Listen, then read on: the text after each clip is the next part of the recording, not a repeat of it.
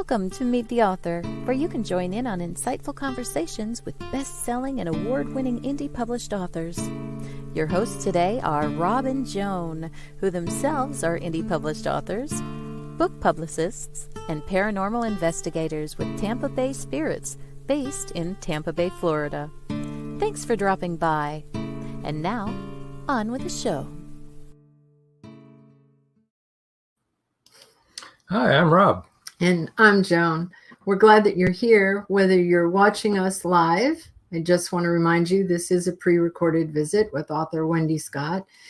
Or if you're listening to us on a podcast, we're really happy to have you here. And always try and tune in on Wednesday nights at 7. We love to hear your comments. We'd love to hear from you. We'd love to introduce you to all of our other audience, and try and tune in on Wednesday nights at 7 and comment as much as you want. Like, share, and follow. So in your spare time, and if you're still looking for that Christmas gift to give to the reader in your life or yourself, here's one of our most popular products. Hashtag support indie authors. Need to get that for everybody. Get that for the indie Everybody author you in know. your life. Anyway, that's indiebooksource.com. That's where you need to go to see that in our store. Okay, so without much ado, I think we should bring in our three authors. We have Wendy Scott, we have W.J. Scott, and Wendy Jane, all at the same show. Isn't that amazing? So here she is. Hi, hello, Wendy. Hi. So Wendy comes to us from New Zealand. I believe this is the first time we've had a Kiwi on our show. Oh, I'm honored to be the first Kiwi. Yeah, we're really glad that you're here. There was a question I meant to ask you during the pre-show and I forgot. When you started building your home there where you are now, you had a 6-month-old baby, right? Mm-hmm. How old is that baby now? 17. 17 Whoa. years old. Wow. That's great. Is she your only child? Yes, he he is. And he towers over me by about a foot and a bit. That's great. Was it difficult writing when you had such a young child? Oh, no. We camped in that house truck for 3.5 years. And we had a solar panel that at night time I could plug my laptop and power it by a battery that I saved the power on. So I'd have candlelight and I'd be tapping away and baby's asleep. And it was just a beautiful and great environment for writing. And I wrote one of my novels in probably about 7 months, completed the whole thing start to finish in that house track, just because I could just go. Wow. No distractions, well, except for my partner, but and we also had a little dog. We had a Stappy at the time, and she used to lie on my feet. So no, it was a great writing time. It really was. That's awesome. Which leads to our next question. When did you start writing and why? And I know that you have a degree in chemistry, so did you have another career also, and you wrote along that, or what? Well, I sort of when I was younger, I used to do, I'd write poems, and I even found some books I made, when I was a child. But I sort of went away from that as I grew older, and I went into laboratory work and chemistry and quality assurance, and so I was writing sort of more dry sort of SOPs and things like that. Mm-hmm. And it wasn't till a bit later in life we moved to Australia actually, and lived there for 5 years, and I was working in the wine industry at the time, which was great perks, I must say. but so I was sort of looking for something to do in the weekends, and I saw this ad, and it was for 6 weeks on all Saturdays, how to write a novel. And I'd always been a big reader, and I thought that's something I'm interested in, as in I think of learning the mechanics of a novel. I wasn't planning on writing one. I just thought I'm going to go along and just meet other people and learn about the novel. Well, 20 minutes in, the tutor, she was inspiring. She was incredible. She told it exactly how it was. And I was just like, oh, I'm going to give this a go. I think I might try and write a fantasy novel. And I was just all in. I found my thing. And then it just consumed me, and then I was just and that's what I did. And I actually spent 3 years writing that first novel, and I've never published it. It's my learning curve, and one day I think I will go back and tweak it, because I've learned so much from when I started to where I am now, and I think the story premise is probably a good story premise, but I could probably cull about 40,000 words out of it. No, that's great.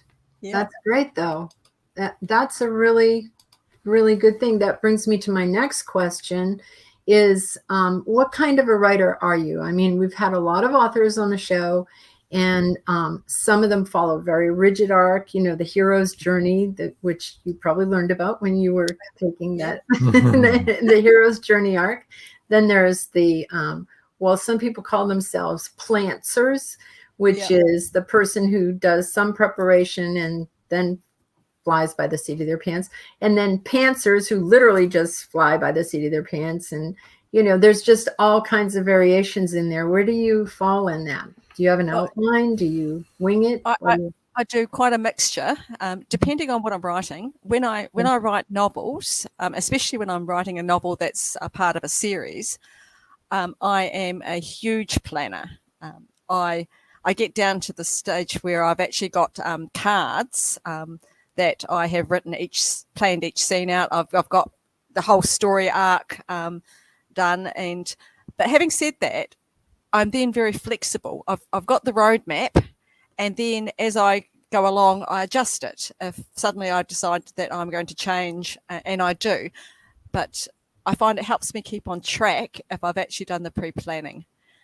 When I write short stories, sometimes I'll have nothing more than a start, middle, and end point that I've just jotted down, and then I just free write. So it really depends on the length of what I'm writing or what inspires me. I like to see the scenes like a movie in my head, and so by the time I get to write them down, I'm just basically just seeing it and it flows, you know. Yeah. So that pre-planning, or a lot of daydreaming, if you like, you know, I might be walking down the beach and I'm having, people probably think I'm mad. I even sort of plan out the dialogue or the conversations. Yeah. I get it so it's so real. I can then just write it. And I also have a thing where when I'm doing my first drafts, I have like a no censorship. I just move forward. And so I always think it doesn't matter if I've got gaps. It doesn't matter if I don't even have character names or it doesn't make sense. I just get it all down, and then I worry about it the next draft. I can do a lot of drafts. Yeah, well, there you go. We all do.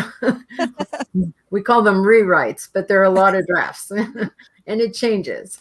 And don't you find that your characters are like, there are certain things your characters will and won't do, and so you kind of have to go with what they're going to do, you know? Oh, absolutely. They do become like real people. Oh, yeah. And even though you think you want this certain thing to happen, you actually realize that your character wouldn't do that, and so you need to follow the character's personality, who they are. Yeah, exactly. Yeah. So, which is the first book that you actually published? That would be Feroceum.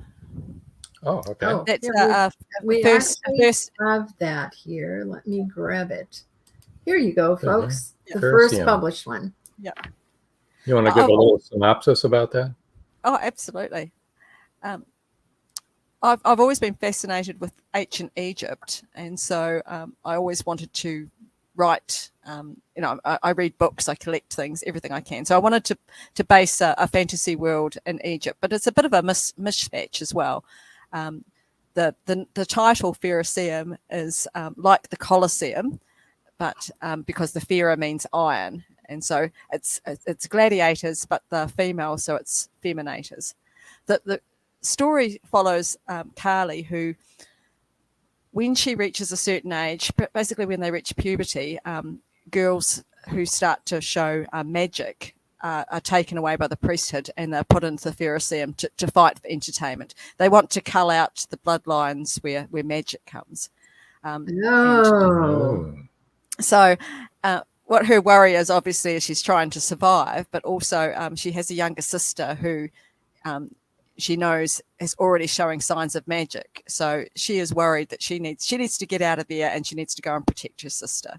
And so it's Carly's sort of journey is like pretty much is how can an untrained lone girl, fight against a whole powerful priesthood.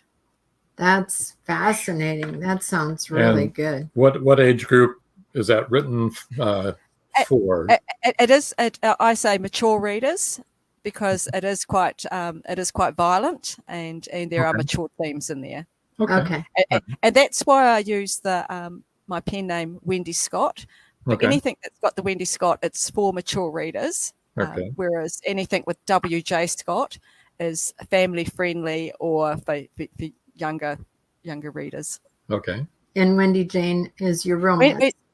Wendy Jane is can be anything. I like to experiment with paranormal, vampires. It can be anything on the Wendy Jane. It's just usually shorter works where I just have fun. Okay. So Pharisee is Wendy Scott. So buyer, be aware, not beware, but be aware that this is for a mature audience. Yes. And then I wanted to bring up this writing prompt series.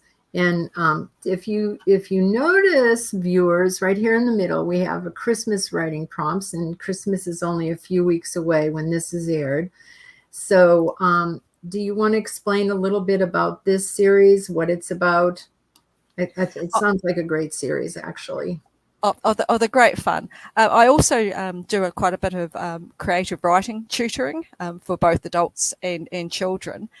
And I sort of thought a long time, I've always wanted to do it. And I thought I'd like to make a writing prompt book for kids. So I sort of have themed them. And so what it starts with is a picture. And then there's a bit of writing with the writing prompt, and then there's space so it's to get kids to get to use their own imagination and write their own little stories. That's awesome. I like that a lot. And while we're talking about Christmas, let's bring up this one called Slade. It's very pretty. Slade is a lovely little Christmas story. Tinsel is an elf, and he is allowed into Santa's workshop, just before Christmas. So he's new, and he gets sent out to help with the reindeer. But unfortunately, he forgets to wash the magic dust off his hands before he goes out. So he ends up having quite a misadventure. And you'll have to read the book to find out what that misadventure is. Okay, going back to the writing prompts. That's mainly to encourage young authors. But I also have a lot of adults and writing groups that use them too. Okay, so aspiring authors. Okay, pretty much aspiring. So I did aim it for younger readers, but I do have a lot of adult readers that say, "Oh, we love using this too." Oh, that's all right. Awesome. So that's if great. You're listening to this or watching this, go ahead and go to Wendy's check them out. Amazon page and check these out and buy some. Yeah. Slade is actually was a prompt from one of the books. Oh, okay. So I thought I would write a story based on one of the prompts. So that's what I came up with. Oh, interesting. Awesome. Very good. That's very good. And that's good practice too, to have prompts like that and then see where does your imagination take you. Yep. It's really, really good. Well, let me see. When you've got to visit Wendy's pages, actually, let me show you some of those, how to get there. To visit Wendy on Facebook, go to author Wendy Scott, AuthorWendyScott. But if you want to know about all of her books, I think best to either go to Indie Book Source and look her up on our pages there, or little plug for us here, or go to her website. Now, right now, as we're recording this, she's up as wendyjscott.com, which is WENDYJSCOTT.com. But she is building a new website now, which is much more reader friendly and author friendly. And it's called authorwendyscott.mysites.io. So try her. First, I would suggest you try authorwendyscott.mysites.io. And if that's not quite up and running, then you can try wendyjscott.com. You can find all of her books and other interesting things there. And if you want to follow her on Twitter, follow her at Wendy Jane Scott.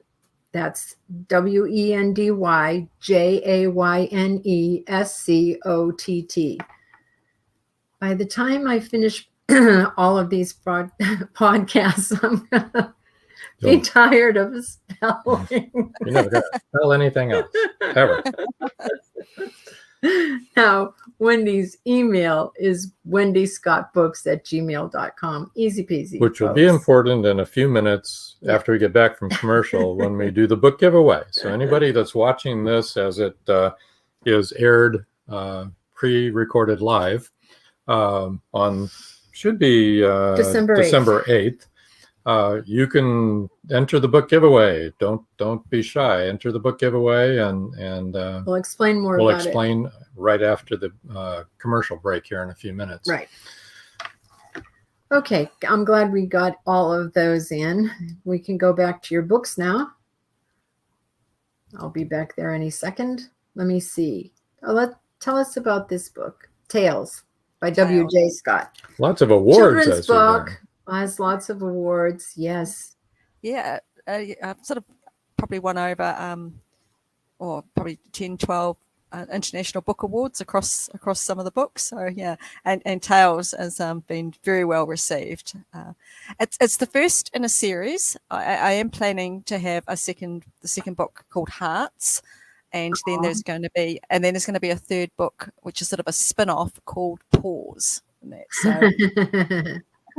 So it is.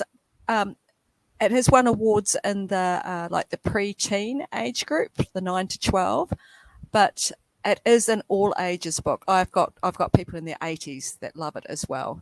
It is a good, heartwarming story. There's a lot of themes and layers that run through the story. Kaiwa, my silvertail, they have magic that is kept in their tails. But his tail gets lopped off by a hunter, and so he is stuck being a youngling. He can't grow up, and he's also a bit of an outcast because he can't really sort of be part of the tribe because he doesn't sort of sense things the same way as anyone else. So he's in a bit of a tough spot. And then the hunters return, and they're actually looking at his tail has ended up going to a wizard who then realizes that they can harvest the magic out of the tails and their power is waning. And so they want this powerful magic. So they send the hunters out to go and harvest the silver tails. So they're sort of trapped in the mountains they live in, and there's no way of escaping. So because he doesn't have a tail, he volunteers to go on a quest to go and find the wise one, who can give them the deep magic to try and help them escape. So he goes on lots of adventures, and he meets lots of friends along the way in unlikely places who help him on his journey. So it's a journey about overcoming disabilities, about forming friendships, and it is and it's quite it's reasonably fast paced too, he sort of gets put through a lot, and he ends up in dilemmas where he has to make some very, very hard choices and not really knowing if he's making the right choices. So just like all of us, right? Yeah, exactly. We don't know until afterwards, but it's also tells you that even if you're an outcast, there's a place for you and there's a job for you and that you're important. It doesn't matter, so that's really good. And plus the whole tribe would have been gone if it wasn't for him. So they would have harvested all the tails. I like that. That's really good, Wendy. I think it's teaching. Yeah.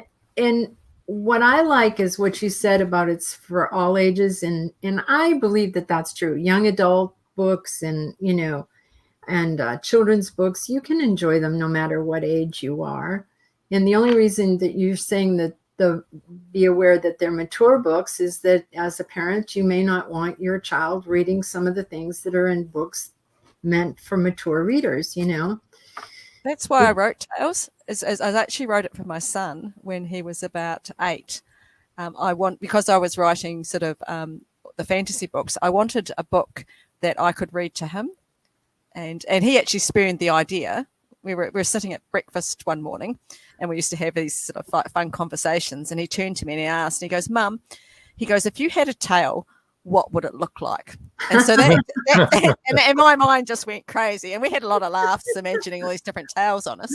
So that was the germ of the idea. And so I wrote it. And when I originally got like the rough proofs, originally it was going through a different was sort of a hybrid publisher, was looking at picking this book up. And so I had this proof.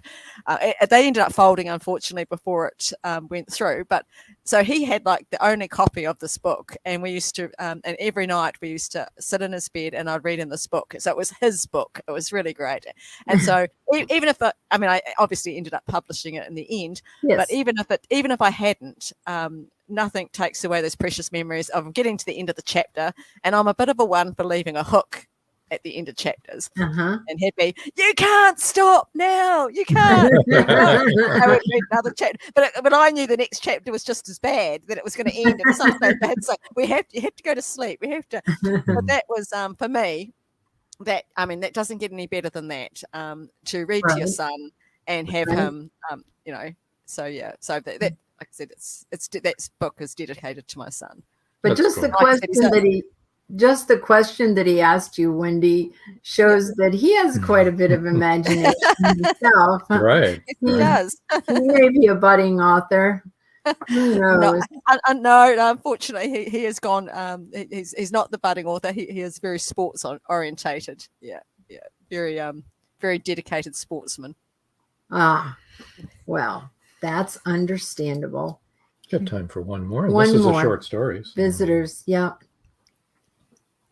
Visitors is once again, it's a bit of a theme one. There's 2 young boys. Their mother is sick, and so she sends them off to her sister, who isn't really that used to handling children or anything. And so they end up going to this rather strange town where people don't seem to have really aged, and they seem to be like stuck back in the 1950s, and there's no technology, doesn't seem to work there. And so they go and stay with her, and then they actually discover the secret of what's happening on Tucker's Mountain. And I won't say any more. Okay, that sounds really good, though. Very interesting. Beautiful dog on the cover. Also, is that one of your dogs or just a dog? No, that's an Australian Shepherd, yep. and that dog is sort of a big feature in the story. I love Australian Shepherds. Our neighbor has one, and his friend has another. So we often see some very large Australian Shepherds around here, but they're so beautiful. My goodness, aren't they? Though? Yeah, they really are. They're the sweetest dogs too. I have 2 dogs at the moment. They're both 11. One Boss, he's the size of a small pony. He's a full Mastiff cross something else, and he has the heart of a teddy bear. He's just the most gentle, beautiful dog. And we also inherited a little Bichon Frise, and he is the size of a teddy bear with the heart of a lion. So we have some very interesting dynamics with our dogs, I must say. One of our daughters has a Great Dane, and it's a European-American breed mix, so she's very large. And an 18-year-old Boston Terrier, who's very small, but is the boss of the whole house, including the Great Dane, who's afraid of her. Because she's the grande dame.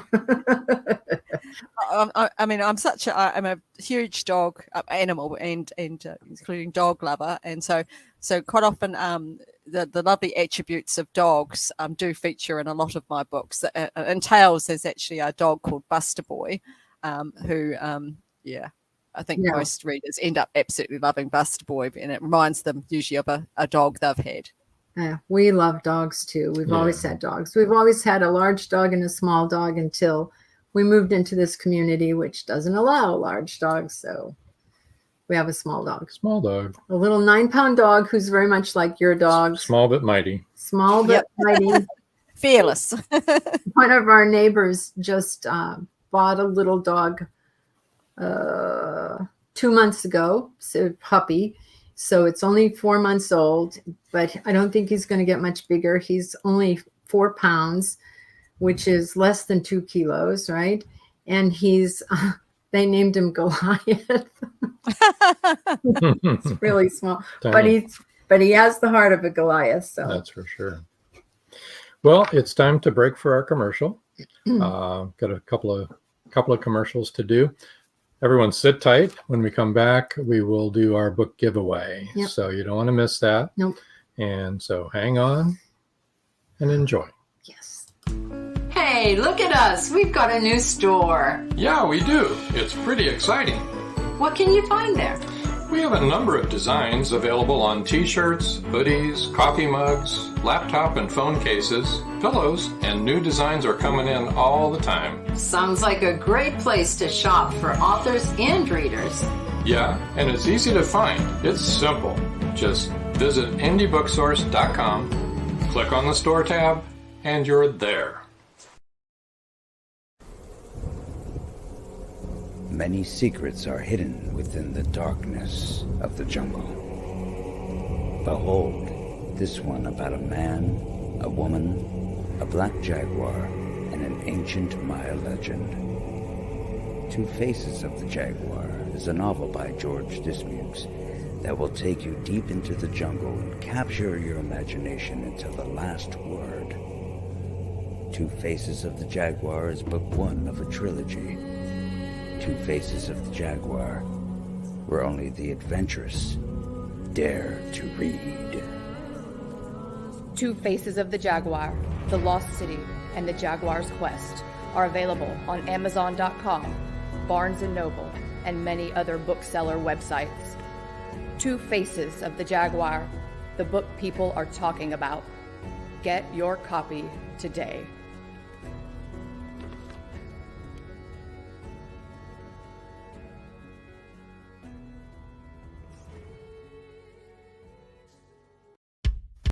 At Indie Book Source, you can shop by genre or by author, and you will be buying direct from the author's main purchase link. We offer hundreds of titles in formats that include ebooks, paperback, hardbound, and audiobook. Support an indie author. Visit indiebooksource.com today. WLFE Digital Broadcast Network presents Variety Unlimited Television. Watch shows like Meet the Author Podcast, The Bipolar DM, Just Cindy, Card Pulls and Coffee, Unfiltered Talk with Bryce, and more. That's right, our shows are your shows on WLFE Digital Broadcast Network. And now, back to the show.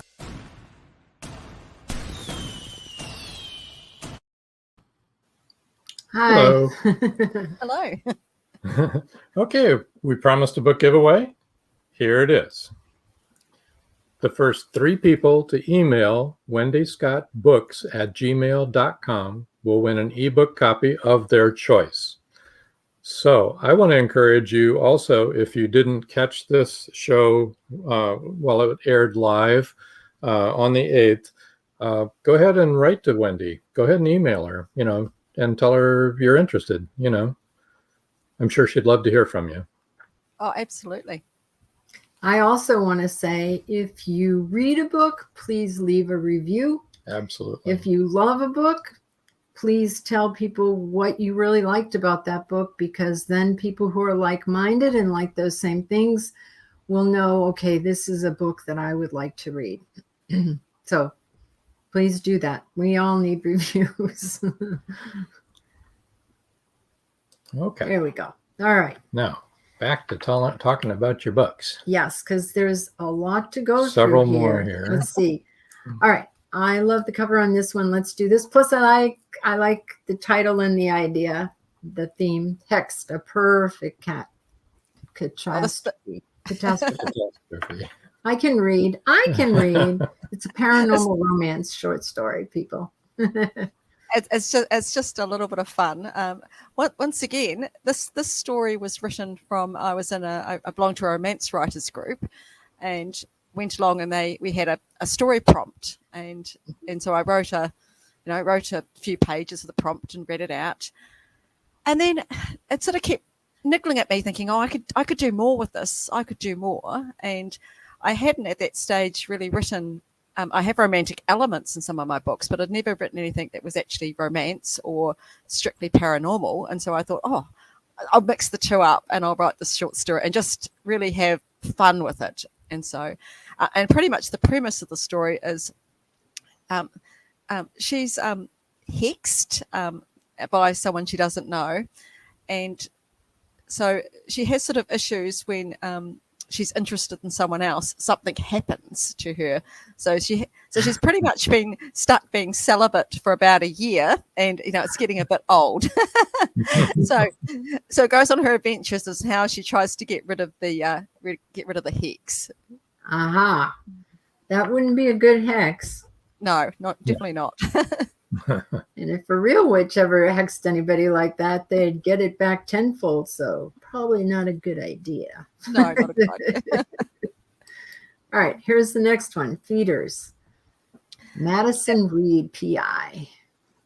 So this is based in a futuristic LA, and it's a bit of a mixture of there's robots, and there's also vampires were actually discovered, and they've become a part of a vampire accord, and they're sort of kept as pets. And it's quite trendy for celebrities to own a vampire. And if they're not owned, the vampires have to sort of live in these dedicated sort of hotels where they're sort of kept away. So there's a lot of different controversies going on.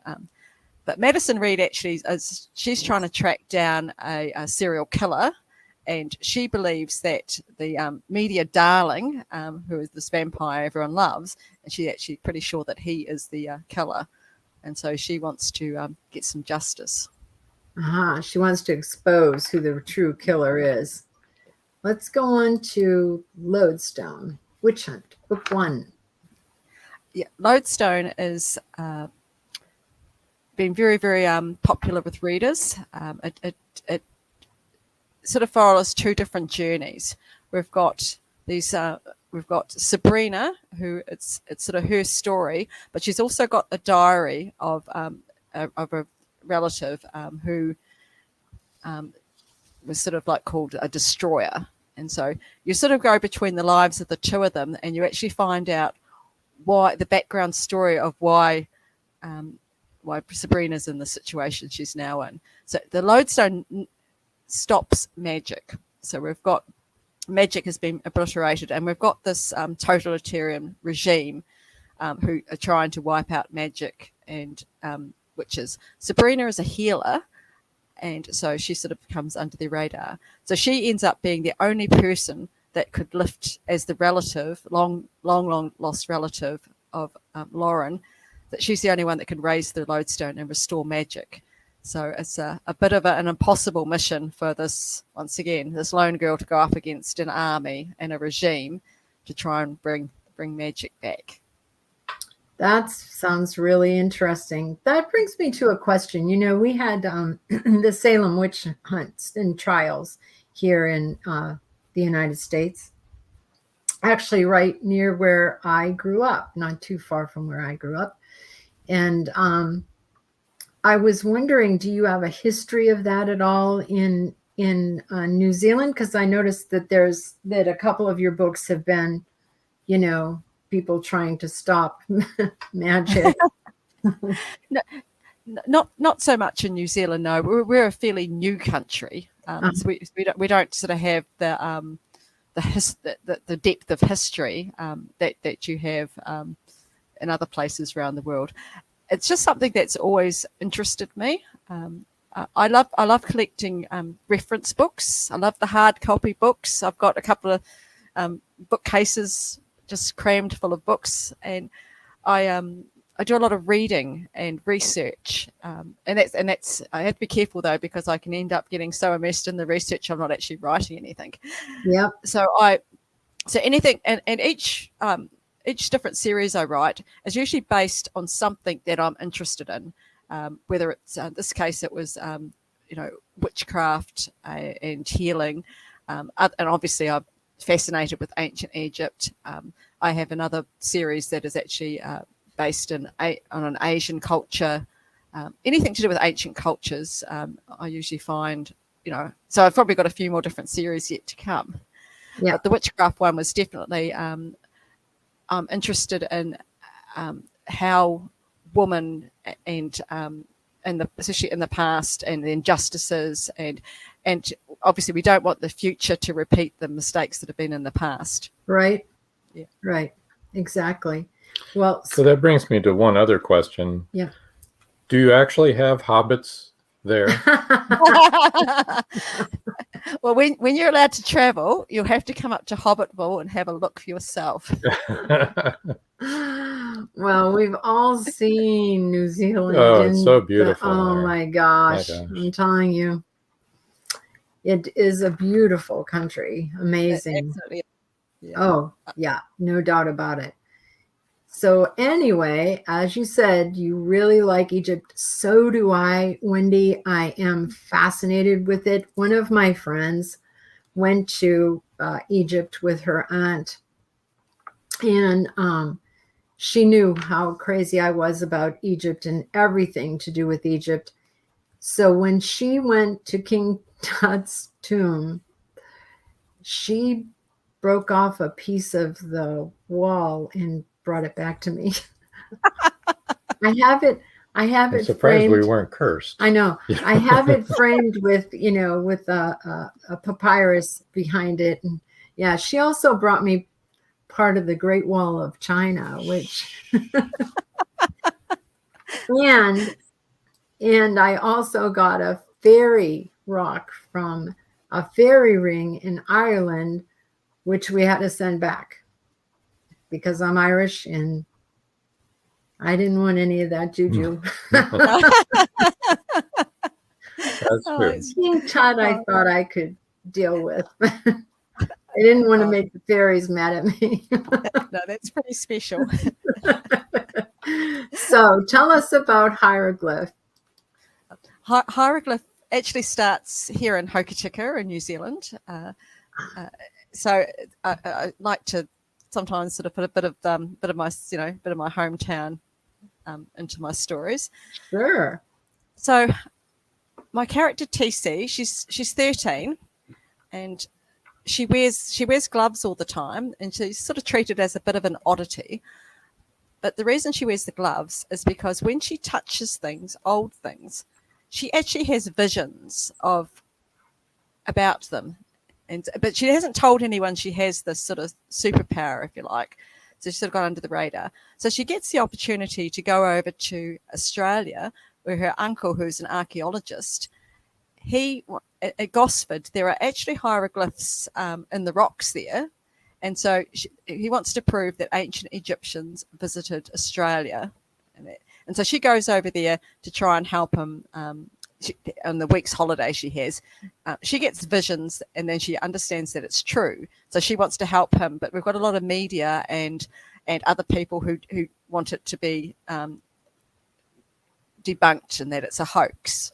And so you actually have a parallel story, because through her visions, you actually see what happened to this Egyptian prince and what, their journey, and there's a bit of tragedy that happened to them.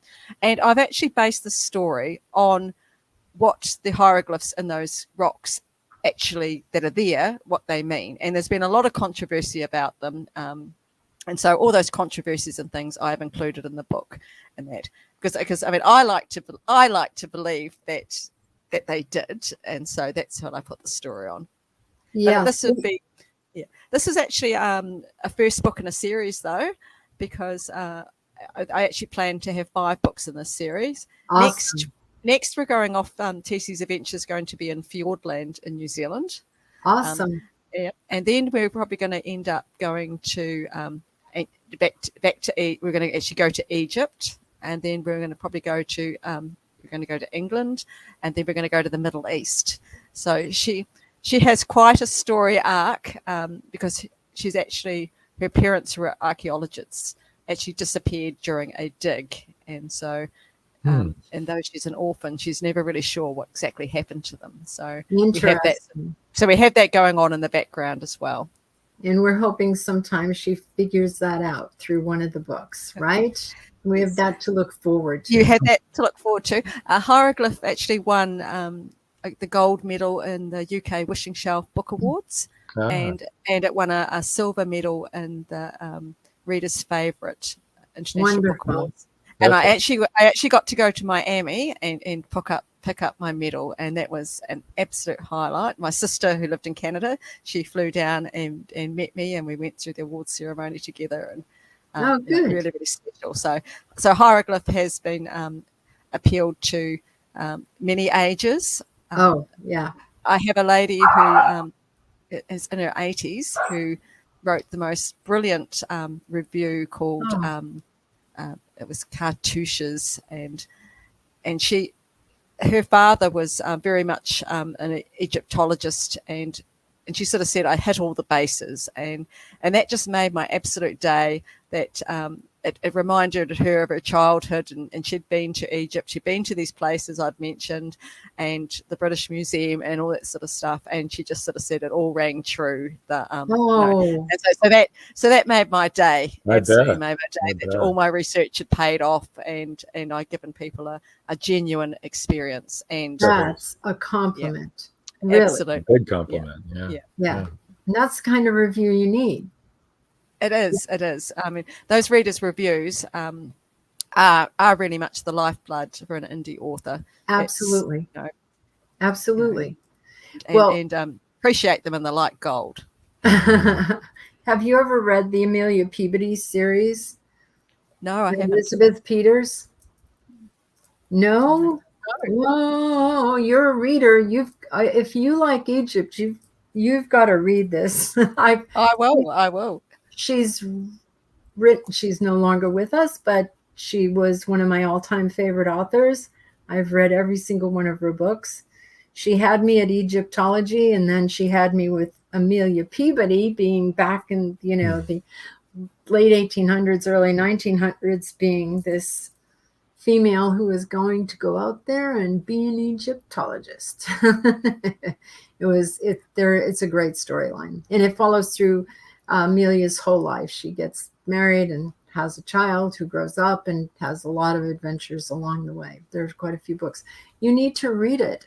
I will. I think you'll really, really enjoy it, the series. I'm the same as you. I just love everything about ancient cultures. Especially Egypt, I have to admit, and also indigenous people. I love all the indigenous people stories. And we've traveled around the United States and gone to all kinds of petroglyphs. Petroglyph carvings, which is really like hieroglyphs carved into stone and rocks all over the place. And it's just fascinating. They're amazing, aren't they? They are. I mean, you're not supposed to touch them. So if there are any rangers watching, I won't say which ones I've touched, but I've touched them. There was one handprint that Rob said to me, put your hand in there. It looks like it's the same size. And I did, and it was the exact same size and shape of my hand. It was really interesting. And someone did that thousands of years ago, and so it's like, wow, that's really awesome. I've never been to Egypt. but I would love to go. I've gone there vicariously through books. We brought up one more. Just Tequila Rose is the only one we haven't brought up. But there are more books than these, people. Yes. This is just a smattering, an idea of what you can get if you will go to her webpage and peruse all of her books, or find her on Amazon.com, or like I said, through Indie Book Source, and see what she has to say. Here we go. Tequila Rose, Virginity Blues. And what is Tequila Rose about? This started off as a book title. I was doing a writing course, because I've done lots and lots of writing courses, and one of them we had homework. We had to go and get an ISBN number from the New Zealand National Library, and so I thought, and I'd sort of had the title had been in my head for a long time, and I thought, I'll just log that title and get this for the homework. And then every year they would message me and say, Wendy, we need you to log 2 books of Tequila Rose Virginity Blues, into the National Library. And I'd write back to them and say, I haven't written it yet, and this went on for several years. And I thought, I need to write it. So they'll stop sending me emails asking about this book. That's motivation. That's so so Tequila Rose is my character's name. And she's named after her mother named her that because that is what she'd been consuming on the night that tequila was conceived. So and her mother's a bit of a hippie, and that.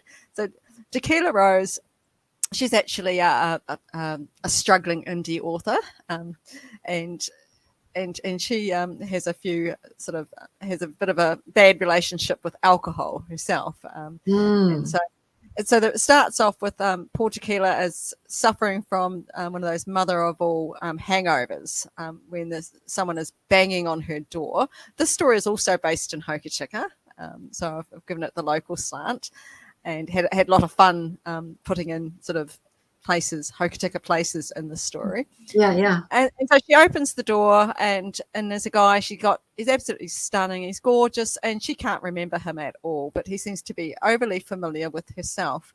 So she has a mystery. So the story is a bit of a mystery of her trying to remember or find out who this guy is, and she actually ends up meeting him again at a speed dating event, and sort of wins a date with him, but she's a bit wary as well, because she seems to there's a bit of an undertone where he's sort of seen where he possibly might be a drug dealer, and that doesn't sort of mesh with her. So so she's got a bit of a quandary to sort of figure out is he the man of her dreams or not.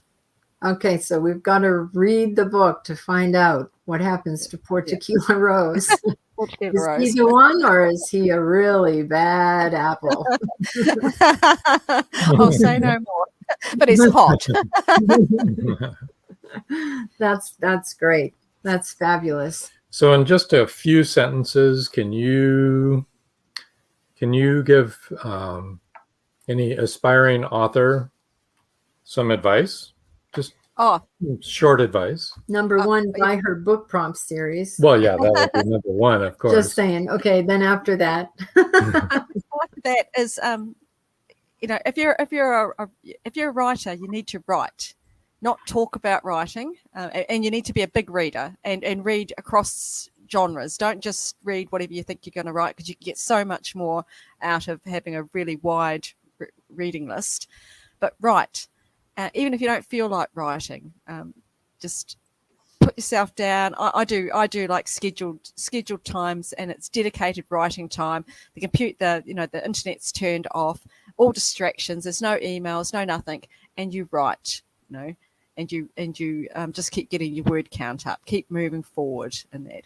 Because quite often I meet many writers, and they've been writing the same book for 12 years. Well, they think they're writing it, but they're actually talking about it. And there's not many words going down on the page, And sometimes if you spend too much time talking about it, you give all the energy to that rather than actually getting the words on the page. Right. That's a very good piece of advice. And to be kind to yourself too. is don't be a perfectionist. Turn that critic voice off in your head that's telling you that everything you're writing is awful and no one will ever want to read it. It's just turn it off and you just write it anyway. Write it as, I said, just your first drafts can be absolutely dreadful, but it doesn't matter because you just go back and you refine them, you polish them, and that it's just give you permission to write badly, and you just go for it. Right. You have to start. Right. You have to start. And don't stop. The polishing will come. Exactly. Yeah. Yep. Yes. Rewrite after rewrite after rewrite. It will. Yep, that's the one. Yep. We've all been there. Right. Yes. Okay. It's the stage where you're abandoning. You have to decide it's time to abandon the story. You can't sort of tweak it anymore. Yeah, you have to birth it and let it go. There you go. Send it out of the nest. It's done. That's right. Well, That's Wendy, exactly right. Thank you so much for giving us your time today. It's been wonderful. This has been a really interesting show. Very. Very good to hear about all your writing. We appreciate it. Well, thank you for having me. It's just been delightful to be here. You're very welcome. It's been wonderful. We're going to move you over to the side, and I'm not going to even try. Maybe I could do it this way. There. Got you moved over there. Do you have anything you would like to say? No. No, you don't. Not really. Okay. Well, then. I'm kind of talked up. I do. Coming up here, next episode will be on the 15th of December, and that'll be Kim Nugent. She writes quite extensively self-help type books, and she's just really good. Susan Kite is on the 22nd, and Tori Gates will make a return appearance on the 29th of December. And so we'll round the year out with 3 live shows. And Tori Gates always has a lot to say. He's got a lot to say. It's hard to get him not to say it. No, we don't want to get him to say it. That's right. We want him to say it. Okay. All right. So I guess until next time. That's all, folks. Thank you for joining us here on Meet the Author. Make sure you stay up to date with our show by clicking like, follow, and share. And you can find us on Spotify, iTunes, and more. See you next time on WLFE-DB.com.